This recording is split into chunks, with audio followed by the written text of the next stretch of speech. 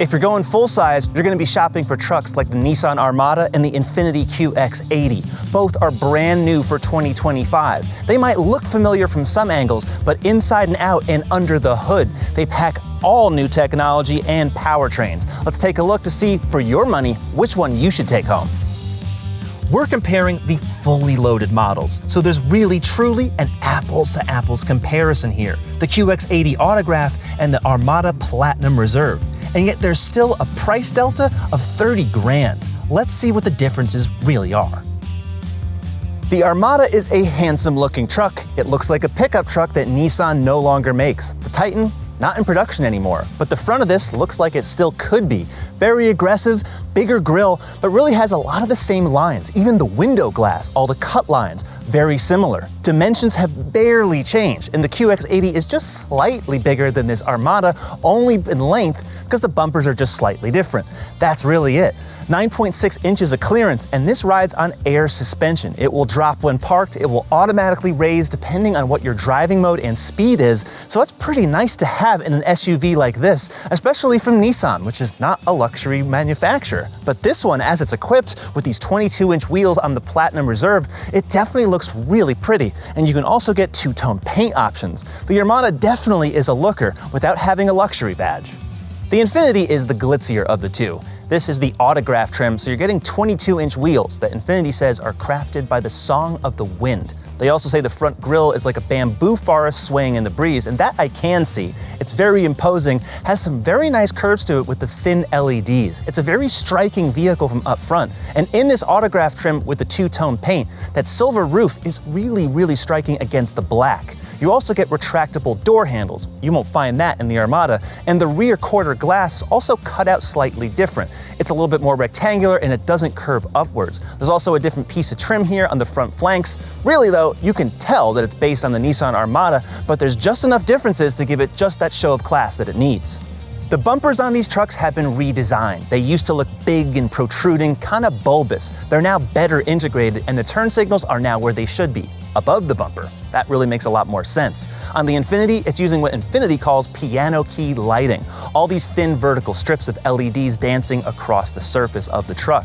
The Armada has a more traditional look, kind of reminds me more of a Tahoe, but both of them are classically handsome. The new Armada has just over 4 inches of extra legroom versus the old one. And on this Platinum Reserve trim, you're getting a lot of materials that you would find in a QX80 for tens of thousands of dollars less. Nissan puts a lot of detail into the Armada's top trim. There's double color stitching on the steering wheel and these quilted diamond seats. There's padded leatherette all over the dash, real wood trim, nice metal. Really, it's a high quality interior for $86,000 and it's a bargain next to the QX80. I prefer the Armada's sliding drawer that with one movement covers the wireless charger and the cup holders, and even though there's no fridge, it's actually a little bit roomier in here. And the center stack layout is a lot easier to use when you're driving. The Infiniti seats are upgraded to 10-way versus just 8-way, and there's speakers in these headrests. It makes telephone calls kind of creepy because someone's talking directly in your ear, but there's 24 speakers, which is double that of the clip system in the Armada. With the QX80, there is a measurable improvement in quality. There's metal inlays for the wood trim, which kind of reminds me of a fretboard on a guitar. The leather is softer, it's a semi-aniline grade, and everything you touch, including the headliner, is also just a bit higher quality. The center console has a refrigerator. It does get kind of cold, but it does limit the amount of space you can put if you're not refrigerating anything. And unlike the Armada, which has a sliding drawer, here's your wireless phone charger and double cup holders, and you can cover them as you wish. The Armada comes as a 7 or 8 passenger SUV. On the Platinum Reserve, these captain's chairs come standard. I really like them. They're heated. You got third zone climate back here. They are manually adjustable, but because there's no fixed console, there's actually more space here. You can really just stretch out your knees a lot better than you can in the QX80. Like the Armada, the QX80 is either a 7 or 8 passenger SUV, but this Autograph only 7. That's because this center screen here adjusts the ventilated seats, massaging seats on either side, so you can get nearly just as many adjustments as you can up front, including power. So it's really comfortable back here, and you can't get that in the Armada. The back of the Armada is pretty roomy for 2 adults. For 3, most likely not. But there's power reclining seats here, which operate nice and quickly. There's USB-C ports on both sides and 4 cup holders. The QX80's third row has heated outboard seats, power recline that I can adjust from the side here, USB-C ports on both sides, and 4 cup holders. Despite both of these trucks being identical, they're not when it comes to cargo space. The Infiniti has slightly more cubic feet behind the third row, behind the second row, and when all the seats are folded. 97 for the Armada and just over 100 for the QX80. That's big by any measure and a definite improvement over the previous generations. The QX80 has a removable shelf, which is kind of nice. You can take it out if you so choose. That's not on the Armada. This one also has a little luggage carrier here as a part of the mat. That's also convenient, a nice accessory to have. On both of these trucks, there's a power outlet in the back, a full AC outlet, plus controls for the air suspension that you can move up and down while you're loading cargo. That's helpful, plus releases for the third row seat and the second row. The 5.6-liter V8 is gone. I absolutely loved the way it sounded and all the performance it delivered, but now there's a twin-turbo 3.5-liter V6 making even more power. 425 horsepower on the Nissan, 450 on the Infiniti. They both make equal torque, sent through a 9-speed automatic transmission. And because these are big body on-frame SUVs, they're using true and very rugged 4-wheel drive systems. 2-wheel drive is standard, 4x4 is optional. You can also get a rear locking differential if you get the Pro 4X trim of the Armada. You can't get that on the Infiniti. Now the fuel economy, despite it being a smaller engine, don't look for it. It's still in the teens, it doesn't really do that much better than the outgoing models, and the towing is also about the same, 8,500 pounds. Hardly any noise inside the Armada. Infiniti or Nissan, it's plush, it's isolated. There's not a lot of sound from the V6. And for a vehicle that's meant to be quiet, I think it's a really good thing. It's got Pro Pilot Assist, and if you opt for 2.1, that gives you hands-free driving in certain situations. On specific marked highways, it does work well, but it doesn't properly do automatic lane changes. It'll prompt you to put your hands back on the wheel, then tell you to take them off.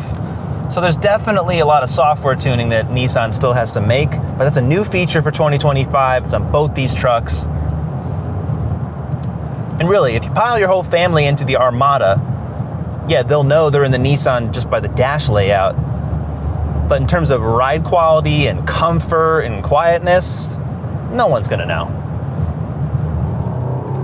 I'm telling you, I don't miss having 25 fewer horsepower in the Armada. There's so much torque. The gear changes are great. And it's riding on the same suspension as the QX80. So double wishbone, independent, front rear, air springs, adaptive dampers. So the body control's really good. I don't get tossed around in the Armada. And the steering control's also a lot better. On-center feel, the accuracy, it's so much nicer than before. Is there a difference between this and the QX80? I mean, if there is, I really couldn't tell you.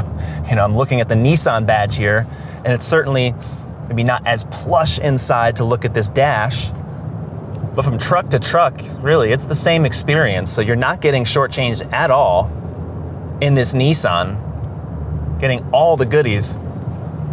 It's nice and isolated.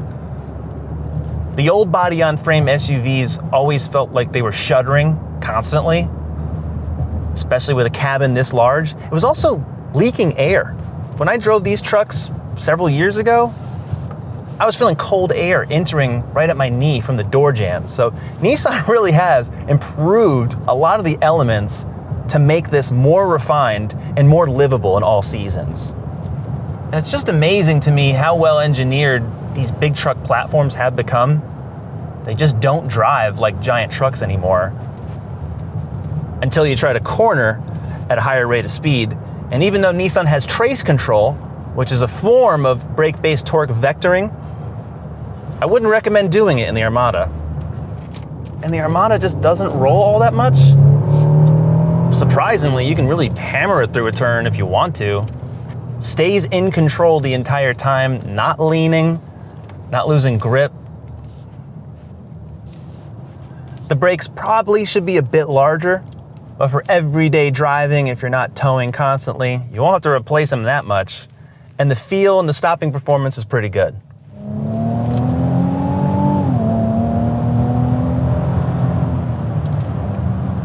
There's plenty of power in the QX80, just like the Armada. Slightly more, 450 versus 425. That's what you get for spending more with Infiniti. It's clear this engine could make even more power, 500 plus, probably pretty easily. But as it's tuned, it's just tuned to be comfortable. There's 6 driving modes versus the 8 in the Armada, and they're on the touchscreen. So it's not as fun to use even while you're driving because you have to look down and change things here. So if you put it into sport, it does respond with a little more alacrity than the Armada does. I will say that. I think Infiniti's programming here is just a little bit more succinct. So that is noticeable. But in normal mode, it's just pretty normal. Infiniti's done a much better job than how the QX80 was before. That truck, just like the Armada, languished for basically over a decade with very minimal changes. And I'm happy to report that on a cold winter day, the air is not seeping through the cracks of the door like it was when I last drove a QX80. And I also just like the fact that what I'm looking at looks substantial. If I'm paying a lot of money for an SUV, I don't have a Mr. Coffee readout in front of the dash here. That was how it used to be just a few years ago when we reviewed this truck. If you think I'm lying, go watch it. So, major change. And the interior here, I like this kind of burgundy and black going on in here. It does make me feel like I'm in something more special. But after driving the Armada, you know, all the placement, including the steering wheel, everything is exactly the same, the driving position. Just that certain things are a little softer, like the leather, like the dash, the pillars. But when you're driving, are you really touching any of those things? Truth be told, you're not.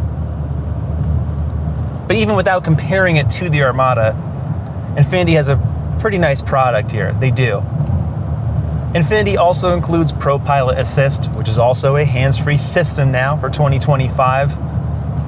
Works just like the Armada. There's no software changes at all, as far as I'm aware, that differentiate Infiniti from Nissan. So aside from really the sport driving mode, which does feel sportier than the Armada, the ride and everything else from my seat feels the same.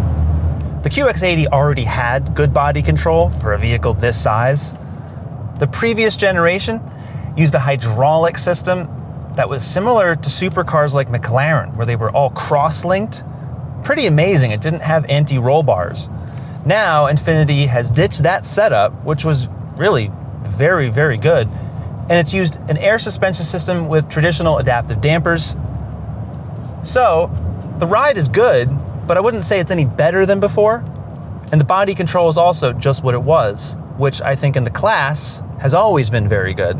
So a different setup for the 2025 QX80 probably will be cheaper in the long run, although the air springs, just like in the Armada, I'm telling you, 10 years from now, just like any air spring, they're just gonna leak. So enjoy it while you have it.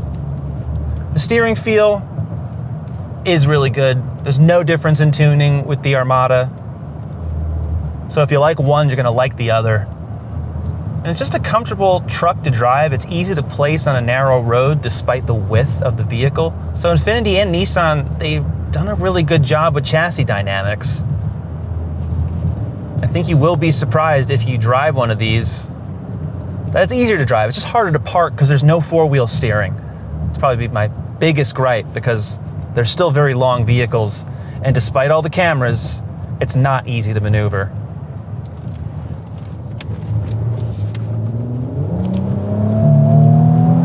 Entertaining. Make a big SUV dance. Better to just slow down because the QX80 and the Armada, it's 3 tons of truck. Drive it like it is. Dual 14.3-inch screens come standard on upper trims. The lower ones, the SV and SL, they make do with 12.3s, but they basically look the same. And you can control it also with a thumb wheel on the right side of the steering wheel. That's nice when you want to cycle through the cameras, which are also new and improved. 360-degree views, plus an off-road mode that will actually show you basically the image underneath as you're driving. Land Rover has that, and this is definitely useful. I think especially useful for car washes and anywhere you just don't want to damage the truck, which is pretty much all the time because it's so big. But these cameras are excellent. But what's really nice is that there's manual controls and toggle switches for the fan speed, heated seats, the driving modes, all of the four-wheel drive controls. That is really, really nice. And some other manufacturers, particularly Infiniti, have gone all digital in this area. This looks really nice, really upscale. Other features include native Google Maps, Google Assistant, but what I particularly like is the dash camera. I don't like it operating all the time because you can have it do that. But for instance, if there's an instance that happens, say you get hit or someone comes near your truck when you're parked and they just look a little suspicious, well, you can have the Armada record it. You can also monitor all of this from your phone. So that's pretty cool. It also has an inside camera, so it'll do the exact same thing for anyone who's possibly inside or if you've left anything in there. So useful features, all available with Nissan's remote app. The digital instrument panel also has a lot of functionality. You can see the height of the air suspension and adjust everything here from the steering wheel, including a ton of settings, lots of driver assistance, including Pro Pilot Assist 2.1, which will self-steer the truck. Just a lot of great features on here. And it's super easy to use, and it's really clear. I like that. There's 3 different design themes, and you can cycle through those too. And you can make these maps a little bigger too, and they display here. So that's pretty nice. It's a really full-featured system. Every QX80 comes with the 14.3-inch screens, and just like the Armada, you can adjust it with the right thumb wheel and the pad. So if you want to come up here and adjust it while you're driving, it's just helpful, right? It's nice to have basically 2 different ways of operating this touchscreen. However, there's no physical controls for the climate, the driving modes, or the 4-wheel drive. They are all down here. And while there's some haptic feedback, it really doesn't look as good and doesn't function as well. For example, the heated steering wheel is all the way over here when the driver is seated on this side. So it's okay in concept, but really it doesn't look as elegant and it doesn't function as well. But again, everything else on here that you're used to seeing is still here. And this is the Infiniti. There's the Nissan. It's pretty much the only differences, so you see that. And there's also the only major differences here, aside from the clipped stereo, which has 1,200 watts and 24 speakers, is essentially this display here. So let's just change the theme, because that's how you know this is the QX80. There's standard. There's live, which will change over time, it says, and horizon, it looks like a bunch of sand. So these themes, slightly different than the Armada, otherwise, the exact same thing. The 2025 Nissan Armada starts around $57,000. There's 5 trims. As tested, the Platinum Reserve, $86,000. The 2025 Infiniti QX80 starts at $82,000. There's 4 trims. As tested, the Autograph, $114,000. If you have the money, roughly $1,000 every month to spend on a full-size SUV, do not be afraid to pull the Nissan card. This truck has nearly everything you'll find inside the QX80, not quite as fancy materials, and you're losing some technology, like half the speakers, but if you can get past that from the driving experience, from a style experience, and really what it's like to own one of these, I really do think the Armada, especially in this top trim, delivers a really good value. And prices are so high across the board that $86,000 now seems like a bargain, which is weird to say. For more SUV reviews and comparisons, check out CarGurus.com and subscribe to our YouTube channel. We'll see you next time.